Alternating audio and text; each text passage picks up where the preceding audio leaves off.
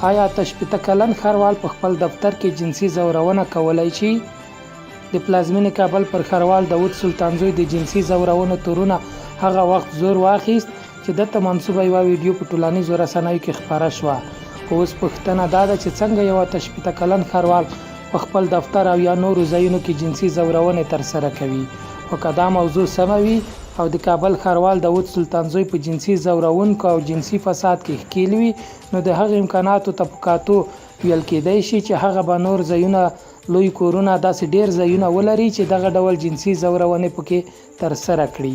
هغه ویډیو چې خبریال ویبپاڼې ته د ښاغلي سلطانزوی نږدې کس رالیږلي، په ویډیو کې یوه ځوانه پیغله چې غالباً 20 کلنه به وي ښکاري.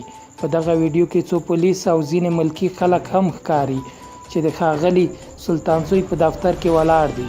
خو په ویډیو کې په ښکاره ډول نه دی ویل شوي او نه ښکاري هم چې ښاغلی سلطانزوی دی له دې نجلۍ سره په جنسي ځورونو کې ښکیل وي. خو بل پلو بیا د کابل ښاروالۍ یو لوړپوړي چارواکي خبریال ویبپاڼې ته ویلي چې دا ویډیو د ځمکو د مافیا لخوا جوړه شوې ترڅو په سلطانزوی باندې د خپلو غصب کړو ځمکو اسناد قانوني کړي. خو تر دې دمه دا موضوع پوره روښانه نه ده چې حقیقت څه شی دی. باید وویل شي چې د کابل ښاروال داود سلطانزوی څه موده مخکې هم د هغو پیسو په غلا تورن شوی و چې افغان حکومت د کرونا ځپلو لپاره ځانګړي کړي وي.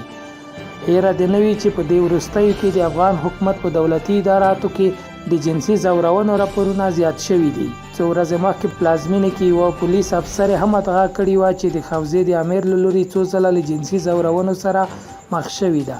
دا هم باید وویل شي چې تر اوسه د دې موضوع د رابرسېره کېدا په اړه د کابل ښاروالۍ او داود سلطانزوی څه نه دي ویلي. خو یوې لوړپوړي امنیتي سرچینې د موضوع حساسوالي خاطر یې د تایید او نه تایید په اړه خبریال ویبپاڼې ته څه ونه ویل.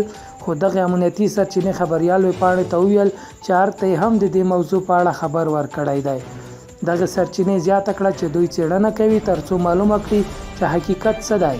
سرچینې زیاتوي چې له څېړنې وروسته به د دقیق جزئیات له رسنیو سره شریک کړي. په ټوله کې ویلی شو چې دغه ویډیو تر ډیره داسې ښکاري چې د ځمکو د مافیا له لوري پلان شوی کار دی.